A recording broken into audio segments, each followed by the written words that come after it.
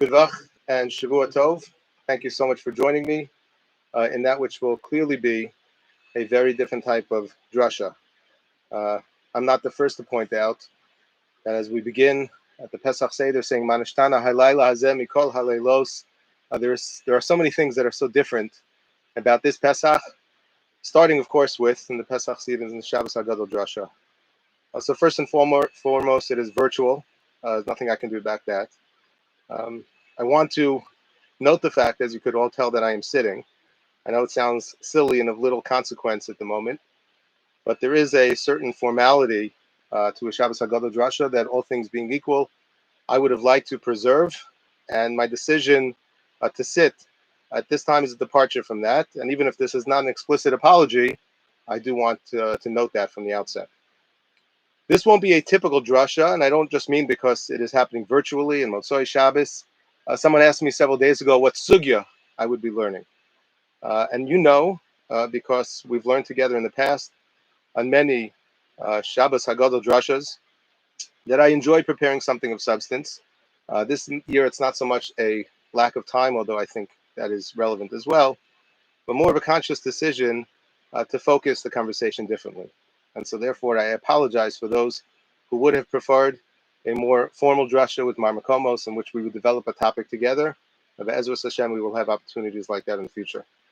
And finally, and perhaps most importantly, those who know my style know that when I typically deliver Musar, so I spend a lot of time building a context and a foundation. And when that Musar is delivered, it is directed, it is local, it is focused with precision.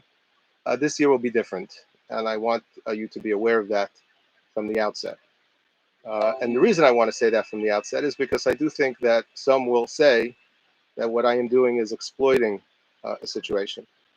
And because people will say that, I want to get ahead of that. And I want it to be very clear and very transparent that that is exactly what I am doing. I am looking to exploit a situation because I think that is what we must all do at this time. When we first met in this virtual forum almost a month ago, I shared with you at the time the Rambam at the beginning of Hilchos Tanis, which I will review at this time. Mitzvus aseh min haTorah lizog l'hariya b'chatzrosos al kol tzara shetavo latzibur. Says the Rambam, it is a mitzvah from the Torah to cry out and to sound the alarms when there is a tzara, when there is a time of distress that has befallen the tzibur. The Rambam goes on to say that this is midarki atshuva, that doing so is part of the process of tshuva, because when we cry out and when we call out, we can come to recognize that perhaps there is something that we can do to fix this. Perhaps at least in part, this situation is because of us. Avalim lo yizaku v'lo yariu, says the Rambam, but if we do not, elayonu davar zemi minaga olam yirlanu, v'tzarazu nikra nikreis, if we just say that this is nature taking its course and this is happenstance, harezu derech achzoria, says the Rambam, this is a cruel reaction, because go remes lahem lihidabek maseim haroim, because rather than seizing an opportunity, exploiting an opportunity to learn and to grow, we ignore it. V'tosif hatzara tzaros acheros rachman al-Islan, says the Rambam, if that is the approach we take, so then we can, God forbid, expect to see a continuation of the troubles, the challenges, the great pain and uncertainty that we face. What has happened? Is there a way to summarize the events of the past 3+ weeks? On every level, we have experienced unprecedented disruption. Personally, our families, our neighborhoods, communities, workplace, on a state, on a national, on an international, on a global level. And it would seem on the surface that given the impact that this has had to so many of us on so many levels, that it's probably impossible for us to go ahead and to speak about this in too much of a general way, because it is so complicated and so multifaceted. Just yesterday, I received a WhatsApp message. It was entitled, "Just So I Never Forget," and it was a description of April 2nd, 2020. And here's some of the things that are on that list. Gas price a mile from my home was $1.86 a gallon. School canceled. Self-distancing measures on the rise. Limited number of people inside stores. Non-essential stores and businesses mandated closed. Parks, trails, entire cities locked up. Entire sports seasons canceled. concerts, tours, festivals, entertainment events canceled, weddings, family celebrations, holiday gatherings canceled. No gatherings of 50 or more, then 20 or more, now 5 or more. Children's outdoor play parks closed. Shortage of masks, gowns, gloves for our frontline workers, shortage of ventilators for the critically ill. Panic buying sets in. Government closes the border to non-essential travel. Government incentives to stay home. Barely anyone on the roads. And I'm not reading the entire list. As we see the problems that we face, they're all over the place. They affect every aspect of our lives. On the other hand, conceptually, I believe that there is a way, and specifically there is a word. There is a word that we can use, and it is that word that I would like to focus on tonight, which will capture all of this in a more simplistic and perhaps a unifying way. Something which allows us to process this as one event, one experience, rather than something which has so many separate and distinct and disparate parts. That word, the word which I want to share with you, I think it's a word that has been right before our eyes from the very first moment. It has been with us from day one, and that word is distance. It is this word that I want to analyze, ironically, and very, very up close with you tonight. In this current situation, social distancing is not just a technical term, it is a profoundly apt description of an entire orientation which defines the essence of all that we have been experiencing. Within our communal experience, we have closed our schools, our shuls, our places of employment, our places of gathering, as you pointed out already, weddings, bar mitzvahs, and even on a more personal level, Bikar Cholim and funerals, Nicham Avelim, giving us chasadim, dating, travel, going to Israel, being the kind of mitzvah of Alila Regel, even picking up a prescription from the pharmacy requires a whole new protocol to be followed. And of course, perhaps the most painful, symbolic example of social distancing that we face this year is coming to terms with the very lonely Pesach Starim that will be observed all over the world. Every single one of these experiences, every single one of these moments has been either suspended or radically changed and reduced. So what does all of this mean? So I need to begin with an important disclaimer. I don't know who's listening to me tonight. I assume that you have heard me before. I do not intend to suggest or imply ever in any of my messages, nor this evening, and I don't want to promote the belief that we are living in apocalyptic times and that we are weeks, if not days, away from the coming of the Mashiach. Of course, ani ma'amin be'emunah shalema, and I hope we all do, b'vias HaMashiach. We don't know when Mashiach will come, and this is something that each and every one of us, hopefully with perfect faith, will believe. And I hope that these times enable us to think about that a little more closely and meaningfully. At the same time, I could say with certainty that what is taking place right now, locally and around the world, would seem to be unprecedented, not only in our lifetimes, but in terms of the scope, magnitude, and the impact on society and the economy, perhaps in all of recorded history. And so therefore, we have to look at this through that lens, and we dare not, as the Rambam says in Hilchos Tanis, just look at this as this is just davar minhag ha'olam. So what does distance mean? What do we mean when we speak about distance? So I want to share with you a thought that is found in the Sefer Alei Shor Chelik Beis, where Rav Wolbe writes regarding Tisha B'Av, that he points out that there's an interesting halacha, and that is that we do not say Tachanun on Tisha B'Av. Shulchan Aruch writes, "In Omrim Tachanun b'Tisha B'Av, they know from apneihem mishum demikri moed." Tisha B'Av is called a moed. Chazal note that it's actually found in Megillas Eicha. It's called a moed. A moed is a word that we use usually to describe a Yom Tiv. The moadim, Eile moadei Hashem. So Chazal say that Tisha B'Av is a moed, and we don't say Tachanun. What does that mean? It's the saddest day of the year. It's a day which we mark the greatest tragedies of our history. So Rav Wolbe quotes Rabbi Yerucham, famous Mashkiach of the Mir Yeshiva, who says as follows: Yeshna moadim shal kiruv, shalosh regalim. There are certain festivals of kiruv, of closeness. Those are the shalosh regalim. Yeshna moed shal richuk, v'zeu Tisha B'Av, and there's a moed of richuk, of distance, and that is Tisha B'Av. And Rav Wolbe says, what does that mean? How could there be a moed, a festival, a time which we normally celebrate, if we're talking about richuk? And he says there's a third matzav. There's kiruv and there's richuk, but there's another one which is the lowest of all. Milvad kiruv richuk. This is what Rabbeinu Yonah writes. In the Shari Tshuva, Mikerev Libam Avad Cheshbon Hanafsham. People who inside of their hearts have completely lost their way. They have lost the compass. They don't know how to assess, how to evaluate, how to think about the things that they are doing. Kigoy, Ovad, Eitzos Hema, V'kama Heim b'madrega hatachton. Rabbeinu Yonah says they are on the lowest level. The Vova describes this as Lokarav L'Rochik, Poreach Ba'avir. People who are just literally sort of flying through the air.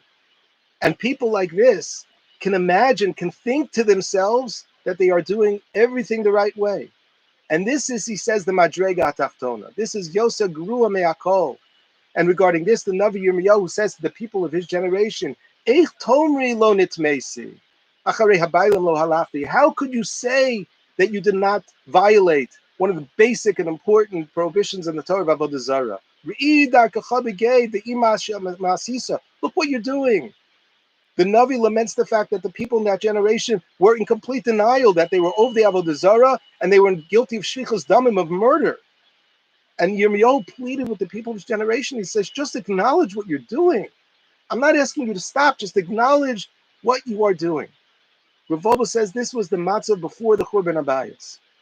After the destruction of the Beis HaMikdash, they realized how far they are. They realize the extent of their distance, of their richuk. And he says, when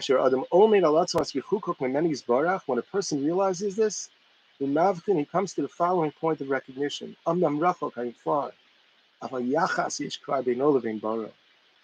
But I have a relationship with the Rebbeinu Shalom. A person can celebrate richuk. A person can celebrate distance, because when we realize we're distant, we know that there is a relationship. What HaKadosh Baruch Hu has brought to the world at this time is distance. Not merely social distancing, but distancing in all of its forms. It has been strictly imposed upon us. And I believe that this is, on a certain level, this is a moed shel richuk, and I will define a little more what I mean by that. But first, let us talk what life was like beforehand. Does anybody remember? It seems like so long ago. What was life like a month ago? So perhaps we would have thought that if now we are experiencing a time of richuk, of distancing, so that beforehand we were experiencing kiruv, a time of closeness, intimacy, proximity, brotherhood. I humbly suggest that we consider the very strong possibility, if not likelihood, that we were not, in fact, experiencing kiruv beforehand. We were living a life characterized by Rabbeinu Yonah as the lowest level of all. Mikerev libam avad cheshbon nafsham. We lost our way. And of course, I don't mean to paint the entire Jewish community with one brush. I don't intend to flippantly dismiss all of the incredible accomplishments of our community, but perhaps we have been making so many assumptions. We have been working incessantly to build and establish our community's infrastructure, and we have been doing so without carefully examining the decisions that we are making. And if this is the case, I believe that we are now experiencing a moed shel richuk, a moed, a time to feel a sense of closeness to Hashem. And I apologize if that comes across as insensitive and callous, given the loss of life and health and livelihood and so much more. So many people in pain. But remember, we do not recite Tachnun on Tisha B'Av, because it is a moed. Tisha B'Av, the day in which we mourn the destruction of both Batei Mikdash, and the countless moments of suffering and bloodshed over the course of our history, the countless trials and tribulations, the persecutions, the pogroms, the Holocaust over the course of our history, and we call it a moed. We call it a moed shel richuk. If there's one thing that we have learned over the past 3 weeks, it is that nothing can be taken for granted and nothing can be assumed. We go through life imagining a certain set of assumptions. These are certain givens, and we basically say this is the way things have and this is the way things need to be. For some of us, we get up in the morning, we go to shul, and maybe before or afterwards, we spend a few minutes learning with Chavrusa, with a group of people. We go home, we pass a few neighbors on the way, we stop, we say hello, and then we begin our day. For some of us, that means going to school. For others, go to yeshiva. Some of us go to work. For others, we're maintaining the home. which of course includes shopping and errands and a quick stop for coffee or lunch break with friends. From time to time, our regular schedule is interrupted because there's a need to go to a funeral or perhaps a shiva visit. This is, after all, the way the world works, isn't it? And then we come home, we go to shul, we get together with friends, and maybe we go to a board meeting or bar mitzvah, a wedding, a shul dinner. For those of us who are dating, our evenings may be occupied, going on dates and spending time meeting our future spouse. For some of us, our regular routine includes travel, either by bus, train, plane. Some travel for leisure, others for business. But we come and we go freely. As Rabbi said, like birds, horeach ba'avir. The unmistakable message of the past 3 weeks is that we should assume nothing. Nothing is to be taken for granted. Before leaving the threshold of our house, we have to stop and ask ourselves, is this essential? Must I leave? Nothing is to be assumed. And so it would seem to me that if we have one choice at this time, and one choice only, and that is to go back and review everything that we have been doing until now, all of those assumptions that we have been making, we should ask ourselves simple questions, difficult questions, but simple ones. Is this really what the Rebbeinu Shalom wants from me? Is this really what God wants from us? How do I know? Can I be certain? How can I be certain? Is it because this is the way I've always done it? Is that how I know that this is in fact the Ratzon Hashem?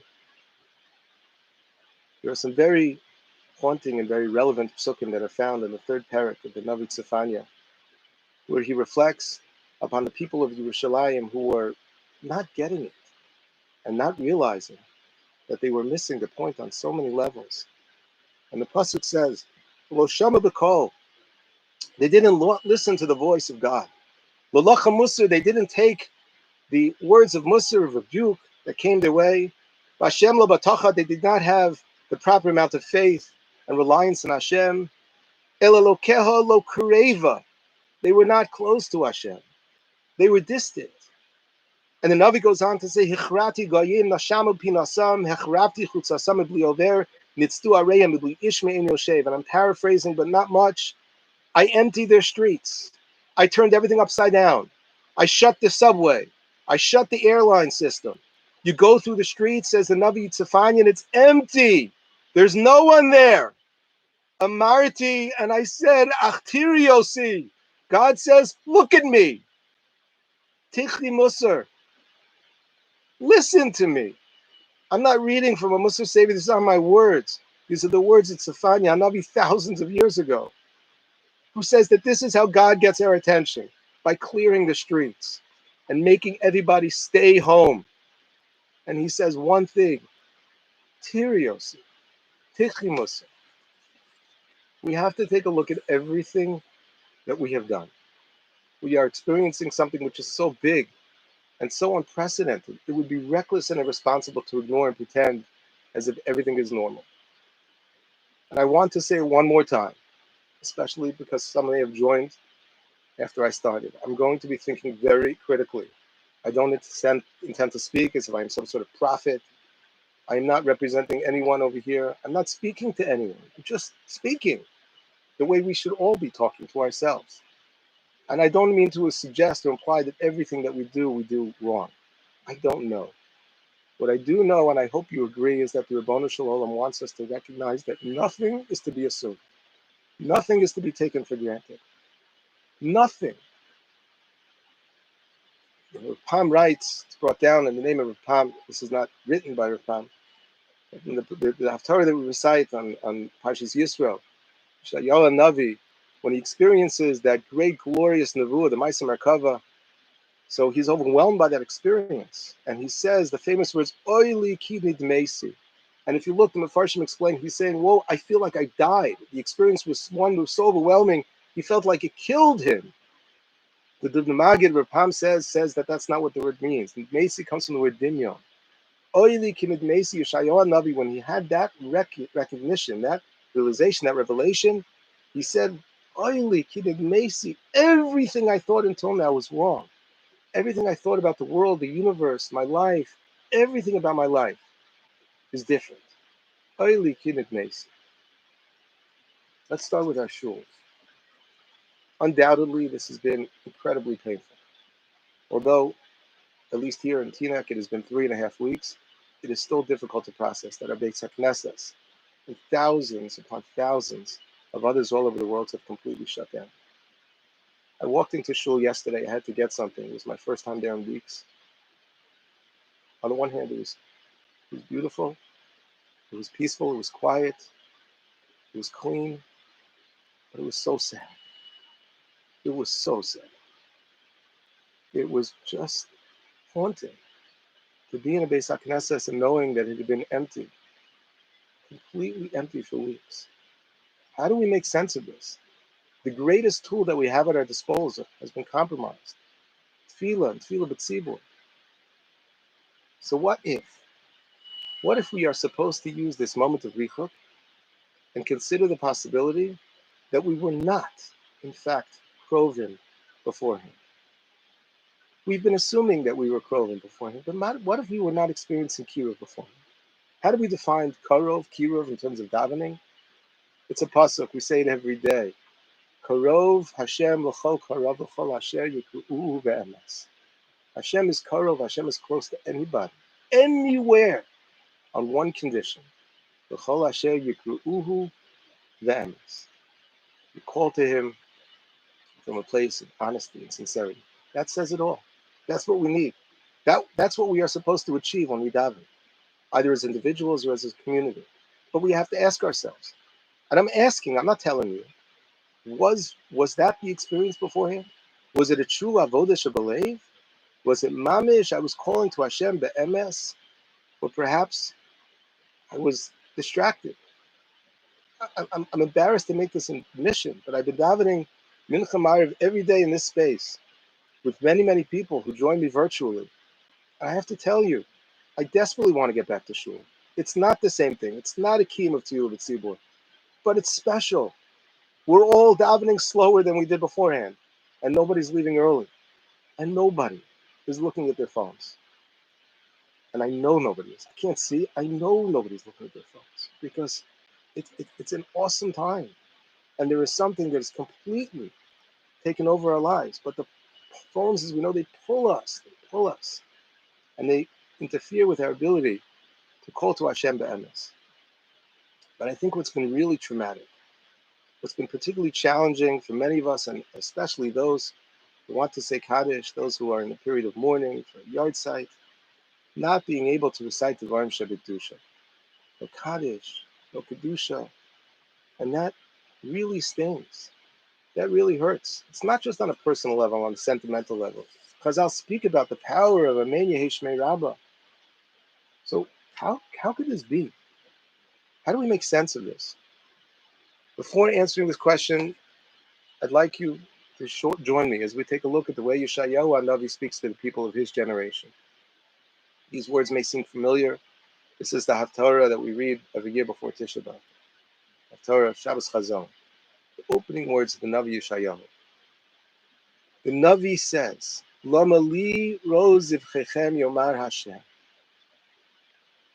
Why are you bringing me your karbanos? Savati alos elim v'chelev miriim v'dam parim v'chvasim atugim lo chafaz. I know you're giving me your Kaddish and your Kedusha and your Baruch and your Kriyas Torah lo chafatzti. I don't want it. Ki savo le'raos panayim yivikeshnos mi'atchem. You're coming to my shuls, to my temple. Who is asking this of you? Lo sosifu havi min chashav ketoras te'evahilu. And Hashem says to the Navi, stop. Chodesh v'Shabbos kro mikro lo uchal avin ba'atzara. I don't even want your Shabbos. I can't reconcile, says God, the corruption with your wanting to observe a day of rest. They are incompatible. Chodshechem, it's so hard to read these words. Umoadechem, sana nafshi. Hashem says, your Rosh Chodesh, your Yom Tif, I don't want it. I hate it. Hayu alayla torach. And the most painful pasuk of all, Uv horischem kapeichem alimei mikem. And when you lift your hands to me in daven, I'm going to ignore you. Kisarbu tefila enenu shameya. I'm not listening. Why? Because yadeichem damim aleyu. Because you're hypocrites. Because your hands are filled with blood. Now, these are very, very strong words. And I'm not the Navi Yeshayahu, and I'm not saying that these words apply to us. I'm not saying that. But there's one thing that is very clear. The unmistakable conclusion from the Navi is that he's looking to the people in his generation. He's saying, you're missing the point. You're focusing on all the wrong things. You're looking at the shell, the externals, the exterior, the symbols, the rituals. But you've forgotten about the soul, the interior, the purpose of it all. God says, you forgot about me. Not, I don't want you Kaddish. I don't want you Kedusha. What is Kaddish? What is Kedusha? How many people who are saying Kaddish? No. Where in the Kaddish does it say anything about people who die or Olam Haba or Gan Eden or the soul? It's not in there because it's not what Kaddish is about. Yes, even the mourner's Kaddish. It's not about mourning. It's about Yiskadal v'Yiskada Shemei Rabbah, that we are davening that God's name should be magnified and increased in the world. What does that mean? I don't know. I don't know what it means. But it's not about I miss my loved one, and so therefore I'm saying this prayer to connect with them. Kedusha is a very difficult idea to relate to. But Chazal are very, very clear. The Torah is very clear. We achieve Kedusha and we bring Kedusha in the world. Ata Kadosh, B'Shimcha Kadosh, Ukdoshim B'chol Yom Yahalu Pasela. You, God, are Kadosh, so we try to be Kadoshim. The Pasuk says Kadoshim to you. Are we Kadoshim?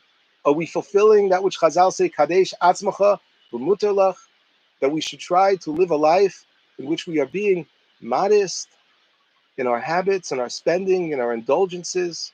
That's what Kedusha means. That's what Kedusha means. Kedusha is not something that we say in shul. Yeah, we say, Nikadesh Shimcha Ba'olam, Kishem Shemakdishim Aso B'Shmei Marom. We are trying to achieve something here, like they do up there. That's Kaddish and that's Kedusha. So if we can no longer say Devarim Shebekdusha during this time, let us at least stop and say, so when we return, what does it mean? And could it be that it is hypocritical to say a Kaddish if I myself am not striving to be a Kadosh? I believe the answer is yes. I don't think there's any controversy there. And I'm not pointing fingers at you. I'm not thinking about anybody other than myself. But how can we say these words and not think about what we're saying? That's what it means to want to recite Davar Shebekdusha. Means that I myself am striving to achieve Kedusha. Time doesn't allow, but if you have Rav Schwab's book on prayer, and if you don't have it, you should buy it. It's an incredible, incredible book, available in Hebrew or English. Actually, the Hebrew is a translation of the English. Rav Schwab on prayer, you take a look at his description of Kedusha. In Kedusha, several places, in Kaddish, and he speaks about this in great detail. Kaddish and Kedusha, we are saying these words in order to create a context through which we can strive to become Kedoshim. We could live a life of Kedoshim to you, a life in which we could try to be Kaddish Atzmacha V'Mutala. Our schools have been shut down. Now this is tricky. Nothing in the world is perfect, and it's not my place to come from the sidelines and to pontificate about all the changes that I would make if I would be able to transform our educational system.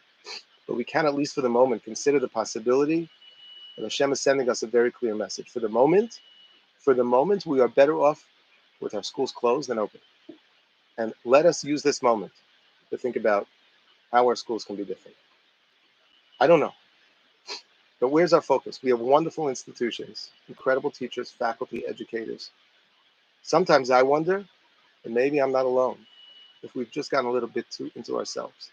The competition that exists in our community, and I don't mean simply here in Bergen County, does not reflect Torah values. The immersion in image, in marketing, in open houses. Obviously, it's a business. You need a good model. We need to appeal. Competition is, on the surface, wonderful, but it's reached this point which is not nice. It is not a reflection of Kedusha. Perhaps more importantly, and this is going to sound a bit controversial, but it's what I believe. You don't have to agree with me. The focus on grades, academic achievement, is that a true Torah value? Our system is allowing many of our children to achieve fulfillment and success. We have created an environment which is conducive to the growth of the self-esteem, happiness, and well-being of many of our children, but not all of them. We continue to send messages, and for the most part, this is implicit, but they are powerful messages that are getting through nonetheless. We value the intellectually elite among us. Those children that demonstrate potential and aptitude, how we choose to define it, they are our pride and joy. We will recruit them. We will offer their parents deals that they cannot refuse. We will invest in them. We will showcase them. But we have many, many beautiful, wonderful, sweet, good children among us who do not possess the natural skills and abilities that we seek to nurture within our school system. Of course, we'll work with these kids, and for the most part, all of them will eventually be accepted into one of our institutions. But the message that we are sending, many of them, is that they are less desired. They are a burden to us, rather than diamonds that should be polished. And the irony is that study upon study shows that those with a higher EQ, emotional intelligence, are much more likely to succeed in the world than those with a higher IQ. And I have personally asked the Gedolei Yisrael, an American in Israel, to identify a source for me in our tradition, in Torah Shebechsav and Torah Sheba'al Peh, that would justify this sort of pashto. Where, I have asked them, where do we find that academic achievement, that intellectual prowess is considered to be a Torah value? Effort, certainly. Yagia, yes. God-given talents and abilities, no. And I have yet to find anybody who will give me a source. And I've been told again and again and again, there is no Mikveh. But now our schools are closed. And let us stop for a moment and think about whether we could and should do it differently when they open. I want to talk about weddings. This is complicated. The case could be made, easily made, that it is not my place to tell people how to spend their money. I accept that fully. And I've been told that by members of my family, even as recently as today. And so therefore I'm going to talk about myself only. I'm not going to talk about weddings that cost hundreds of thousands of dollars, if not more. My wife and I were fortunate to make a wedding 3 years ago yesterday. Every effort was made to keep the cost at an absolute minimum. Sacrifices here, cuts there. But again, without going into the details, it's not appropriate for this particular form or setting. We all come to the conversation with a certain given set of assumptions. And as I sit here right now, I cannot look at you and tell you that we did not spend more money than we should. I cannot look you in the face and tell you that I believe with every fiber of my being that Hashem Yisbarach was proud of us and that he had nachas at every decision that was made. Watching from up close and from afar at some of the weddings that have taken place over the past 3 weeks, I find them absolutely inspiring. And I apologize if that comes across as being insensitive. I mean this to those who have had to disrupt their plans and have been so heartbroken and so crestfallen that they cannot celebrate together with friends and family. That is truly, truly upsetting. But there's nothing ideal about what is happening at the moment. And of course, we hope and pray that the situation will end. But when it does end, can we just stop for a moment and review all of those assumptions that we have made until now? Can we consider the possibility that maybe, just maybe, our weddings don't have to have all of the bells and whistles and the frills and the trimmings that we so often use to adorn our weddings? How many guests? It's difficult for me to say in this forum. Numbers are meaningless. For some, the answer is 25, and I mean that. I've seen weddings over the past couple of weeks, beautiful weddings, that have had fewer than 25 people. For others, maybe 250.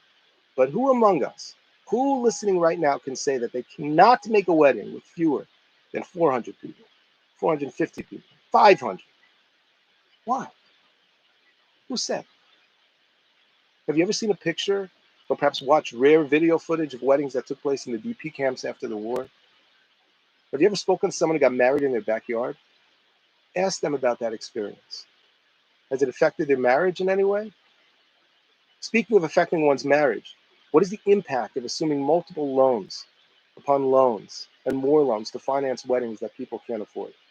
What effect did that have on their marriage? I can tell you, I've seen it again and again and again, and it is devastating, and it is heartbreaking.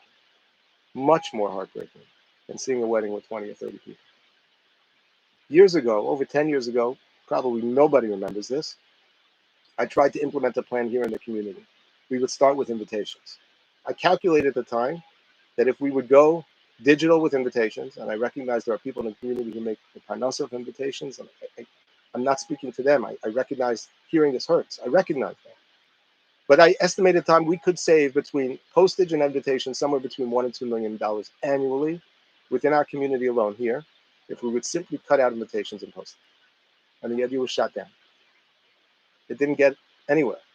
It's true that since then, some people have digital online invitations, email invitations. Very, very rare for weddings. Boards, mitzvahs, bat mitzvahs. I can go on. You get the point. But there's Sheva brachos. Couples who have gotten married over the past 3 weeks have not had Sheva brachos. Now, please don't misunderstand me. That is nothing to celebrate. Individuals who are able and fortunate to be able to celebrate the simcha should absolutely be able to share that moment with others. But we cannot, since we can't do this right now, let us stop for a moment and ask ourselves, what is it that we are doing? But must it be all or nothing? Is there, in fact, let me ask you, is there in fact an obligation to have daily Sheva brachos? I'm going to tell you the answer. No. What about a minimum number after the wedding? No. But clearly this is a very old and ancient tradition, centuries old, in fact. No. I'm reading now from the Sefer Megad Givas Olam from Michal Shurkin, who writes, Zachisi Lasheves Besuda Sheva Brachos B'Mechitzas Agon Rav Shlomo Zalman Orbach Zeichat Tzadik Livracha. I was sitting at a Suda Sheva Brachos next to Rav Shlomo Zalman. U'b'toch Devarav Hu Nenach. He was talking and he started to groan. Why do they do this every day? And he quoted the Chassam Sofer, who wrote that Pam Achas, one time, somebody had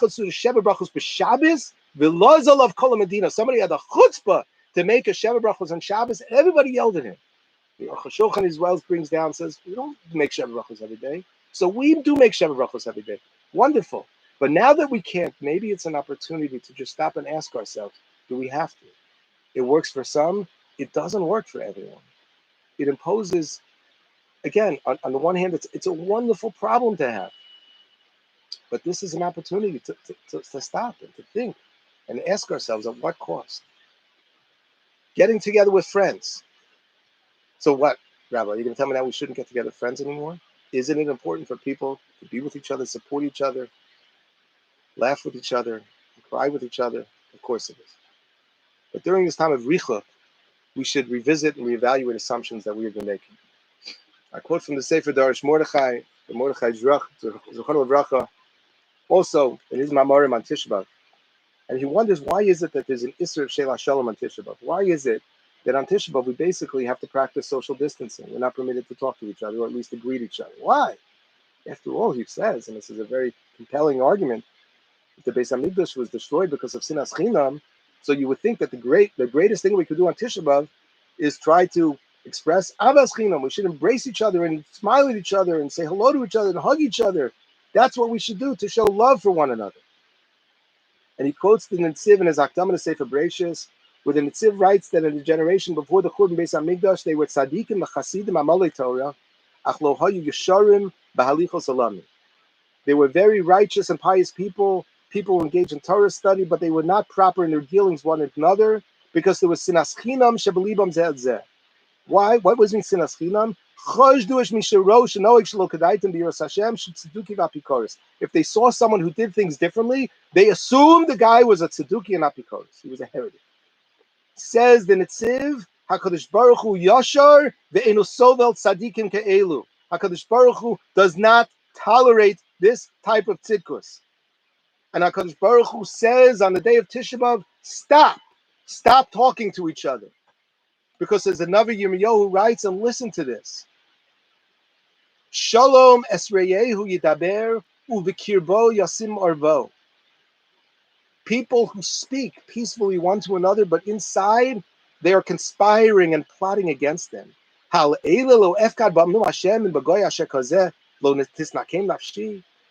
says, well, should I just allow people to do that?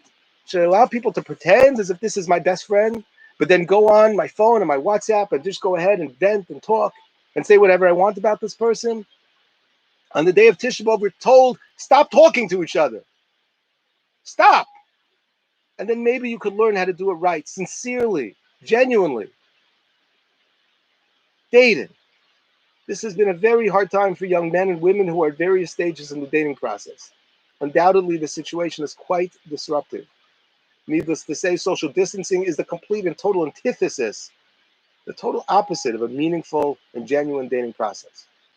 But maybe this is a good opportunity to just stop and ask ourselves whether or not the system, and yeah, that's what it is, the system, the way it is at the moment, is in fact the way it should be. Could it be? Is it possible that we could be doing things better? Is the vetting process appropriate? The questions that we ask appropriate?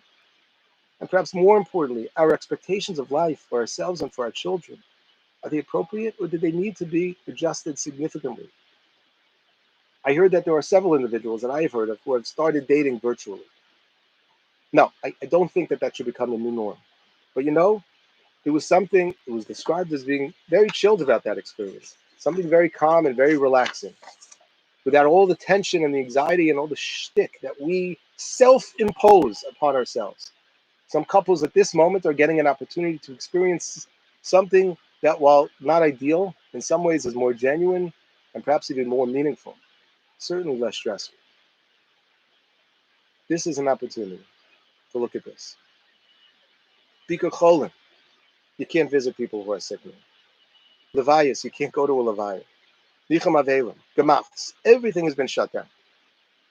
We are fortunate to live in a time of unprecedented chesed on an organizational level. And as a community, we have employed the benefits of technology and we've created so many different and effective systems which are incredible and enable us to assist tens of thousands of individuals. And this is something to be proud of, and we should be proud of it. But then why has the system been totally shut down?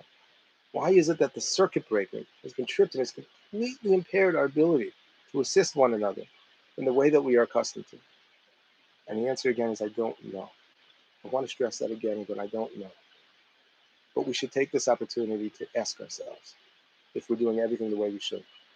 Organizationally, it's an impressive system. But you know what?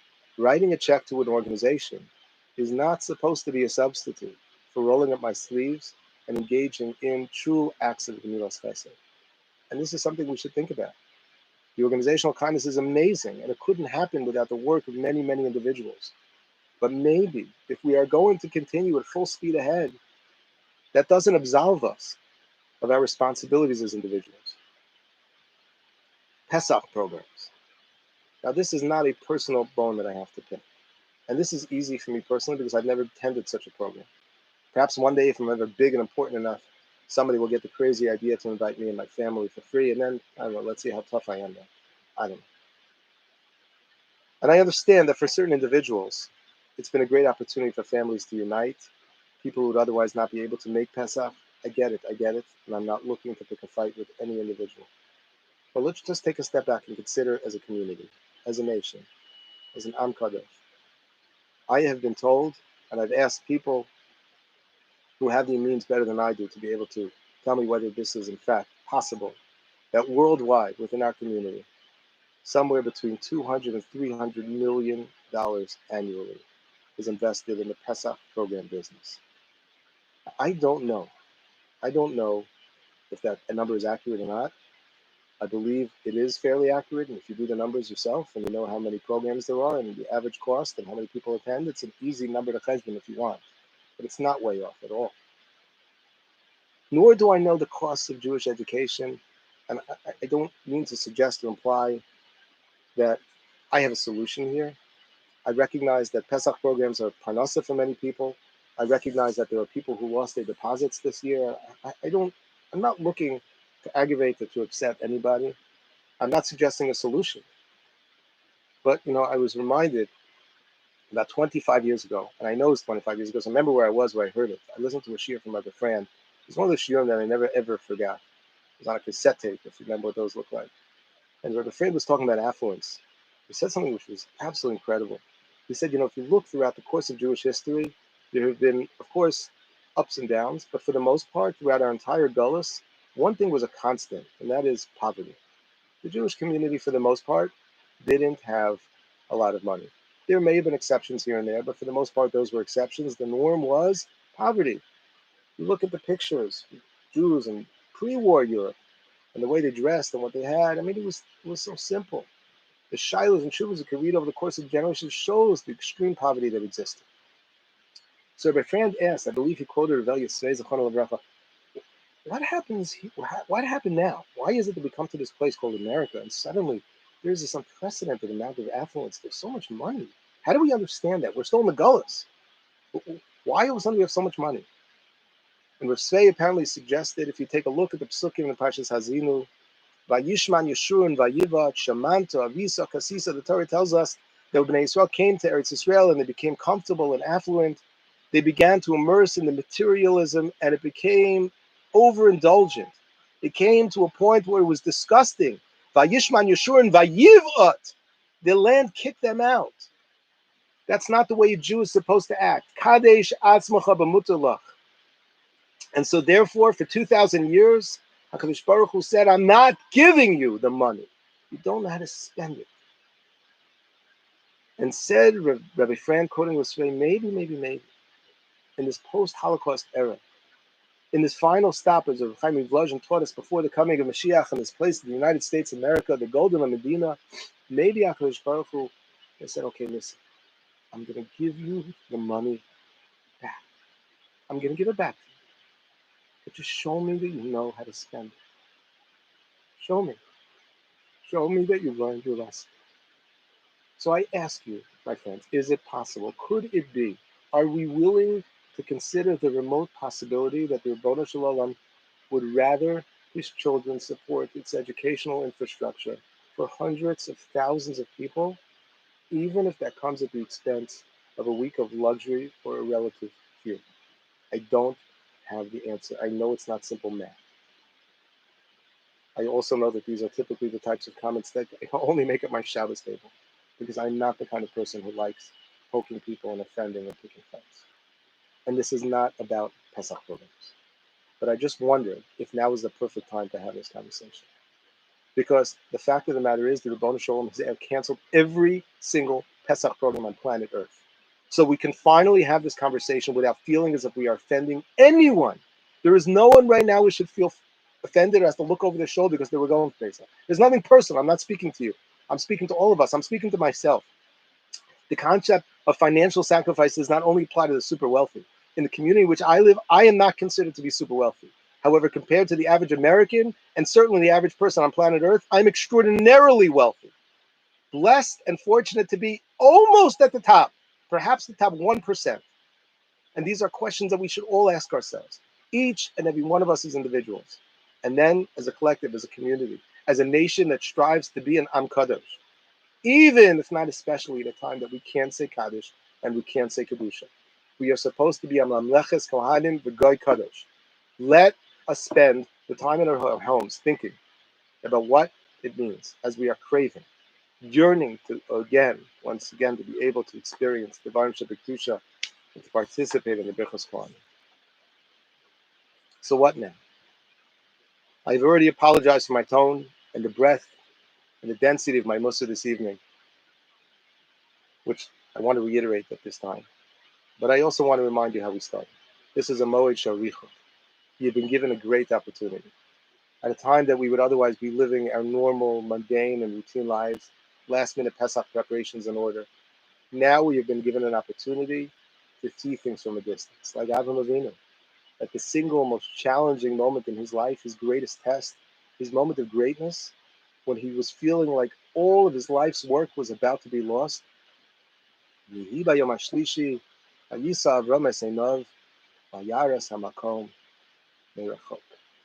saw not merely the place from a distance, but he saw Hamakom, he saw HaKadosh Baruch Hu from a distance. He was able to cut through the confusion, the haze, and at a time of distancing, he was able to see Hamakom Merachok. Going forward, I think there is one word that we should start to think about, a word that we have not thought about enough until now, and we should meditate upon this word and reflect upon it deeply as we continue to remain at this place of distance and of darkness. And the word is Q, closeness. In areas of Ben Adam L'Chaveiro, Ben Adam L'Makom, and even Ben Adam La'atzma. Ben Adam L'Chaveiro, the pasuk tells us in Parshas Vayeshev, Vayiru Oso Merachok. that Yosef's brothers saw him from a distance. And before he came close to them, he saw they conspired to kill him. Of course, the pshat of the pasuk is that he was standing far away. But I believe at this time of distance, we should look at the pasuk just a little bit deeper. They saw him from a distance. They saw him differently. They didn't treat him properly. The first and perhaps most powerful example of sinas achim on such a profound level. We need to be honest and genuine and forgiving and compassionate and tolerant and accepting. We need to look at people with a greater sense of compassion and sympathy and strive to whatever degree possible to display empathy. We need to be close, genuinely close with other people. And I got news for you, and I'm sorry, social media is not a form of connection. We were never supposed to connect in that way. I don't care how many followers you have. We've completely hijacked our brains and we've corrupted the entire manner in which human beings were ever designed to communicate. Ironically, at this time of social distancing, many of us are craving and yearning for that reconnection. What's most striking, and we dare not ignore, is that our kids are craving for it. How amazing is that? Kids who never knew what life was like before smartphones have a genuine craving to connect with their other friends physically, just to see them. But connection is defined by the Torah as karov. You even see it in the mitzvah Shabbos Hagadol. The Ohr HaChaim, take a look in the Chumash, explains, V'mlo karov achicha alecha v'lo yadato, v'asafto otoch beisecha, v'hoya imchad rosh achicha oso, v'hashevoso lo. The Ohr HaChaim explains beyond the Pashup shot over there of Shabbos Hagadol, Imlo karov achicha alecha. If a person who's feeling distant, for a person who's feeling socially distant from his community, it says the Torah, Safto otoch beisecha, bring him into your house. It doesn't say you should make him, you should sign him up to your Instagram account. That's not what it says. He should be with you. Help him find himself, restore his faith in himself.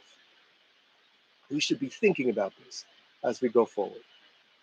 In matters of Ben Adam Lamakom, Dirshu Hashem bihimatzo, kirauhu biyoso karov.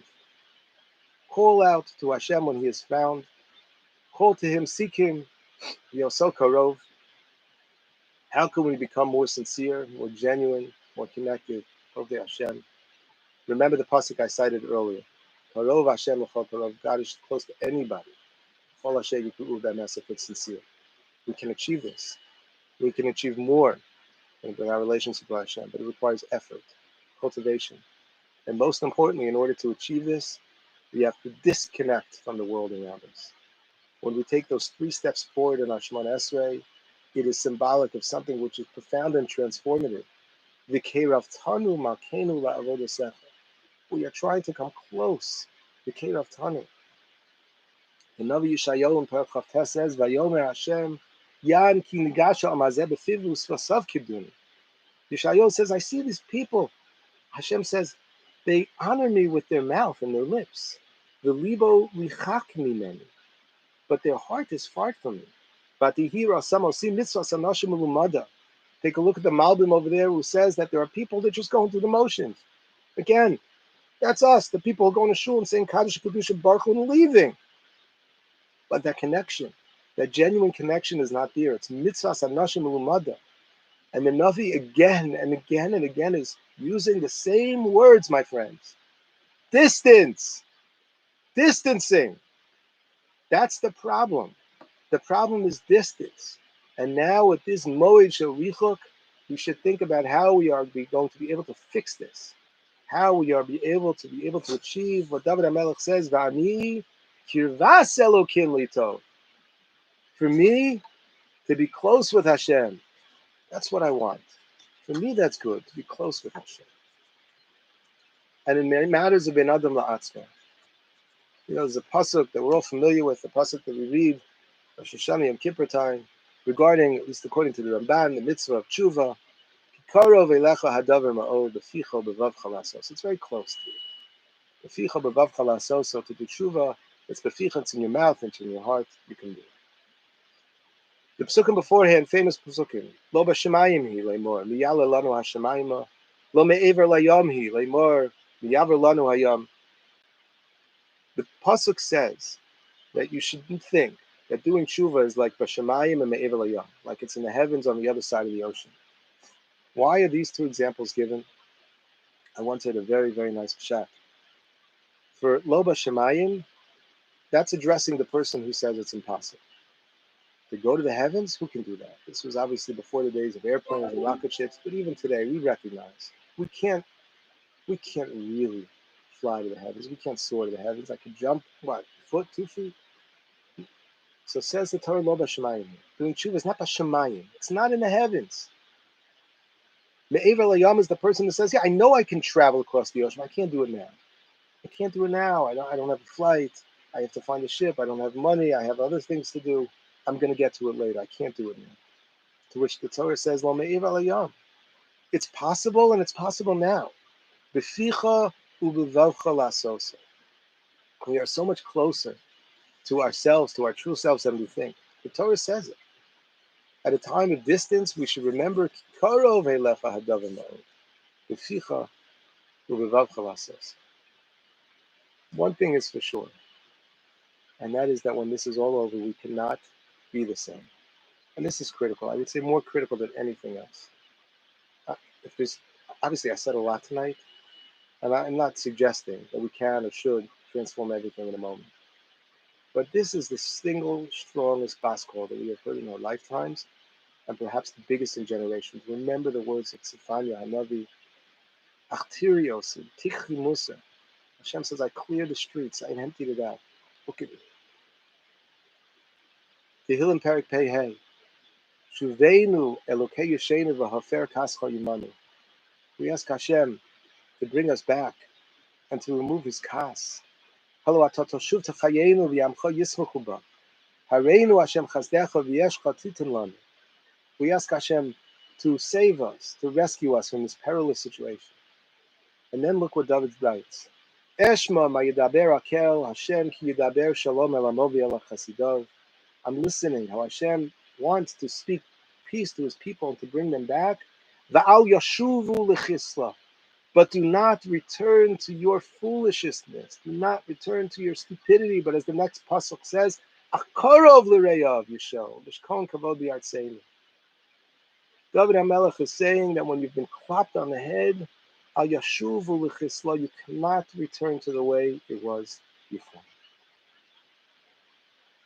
When I told my wife that I would not be speaking about Pesach this year, she wasn't so happy with it. So, in her honor, I conclude with one more related thought that actually would qualify for a typical Shabbos Hagadol drasha. The Gemara Megillah Daf Yud Amud Beis Rabbi Yochanan, my dechsiv, how do we understand the pasuk? V'lo ze el ze kol halayla.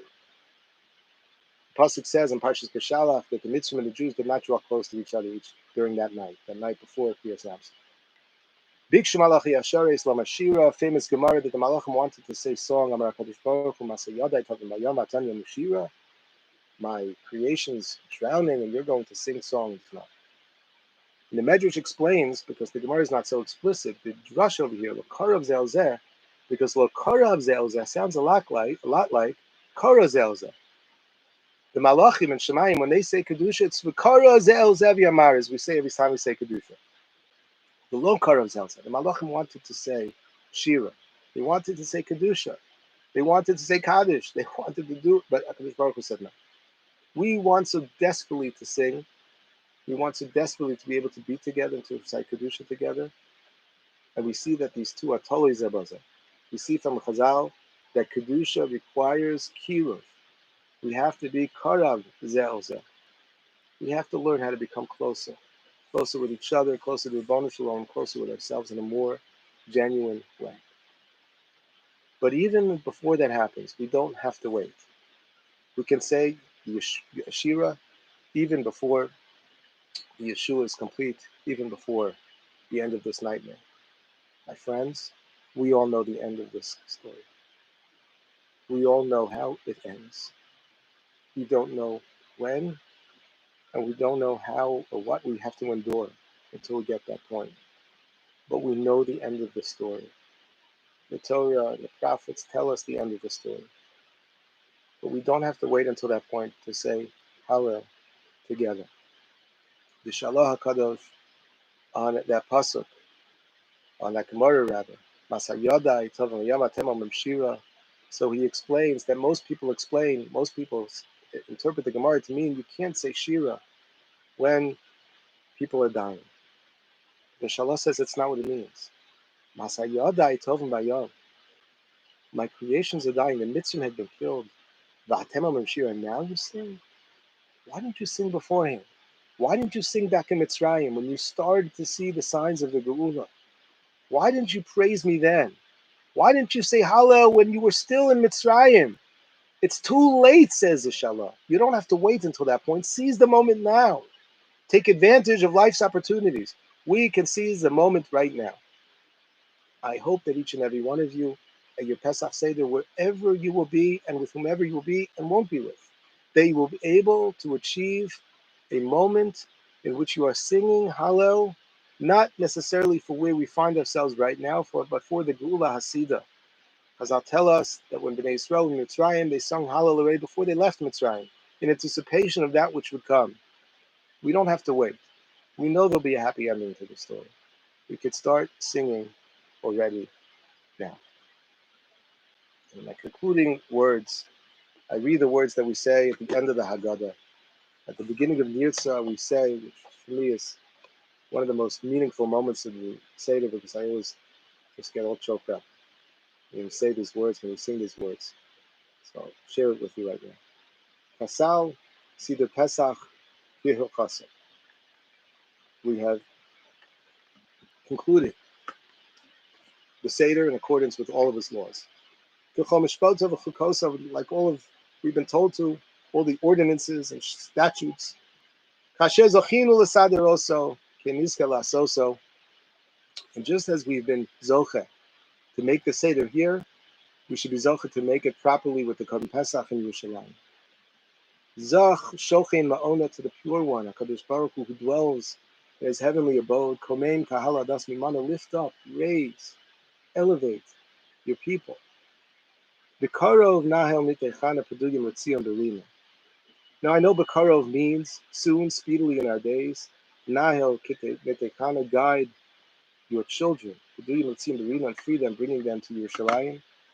But in light of what we've discussed tonight, I ask you to consider an additional possibility, Bekarov, that when we can learn to be Karov, when we can learn to be close, genuinely close, one with another, with HaKadosh Baruch Hu, with ourselves, HaKadosh Baruch Hu will allow us to no longer be subject to a period of distance. But as long as we are here, as long as we are in this moment of distancing, we should recognize that it is a moed. It is a moed sharichuk. It is an opportunity to recognize that beforehand was worse. That was, as Rabbeinu Yonah says, Avad Cheshbon Nafsham. They completely lost their way. And now, Baruch Hashem, we are stopping and we are thinking about these things. So that's my bracha. The Karov, soon, and because of our feeling, a true kiyuv of one to another, not el nitekana. You could leave now, but if you want to stay with me, I'm just going to sing. I'm going to sing Chasal Seder Pesach. You could sing along with me. I won't be insulted. I won't be able to hear you. And with that, we'll conclude. Chasal Seder Pesach Kilcha So Kichol Mishpato V'chukaso Kasher Zachinu L'saderoso Ke'nizke Lasoso Hizach Shochei Miyona Kamen Kaladas Mimana Bikar of Nahe Mitecha Tu Yitzion Divina Isaac Shachem Meyana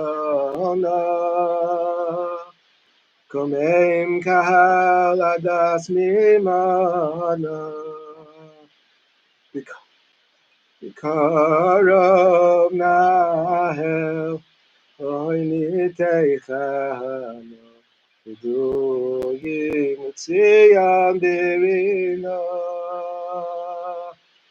Lishana Lishana Haba Hadilu Shalayim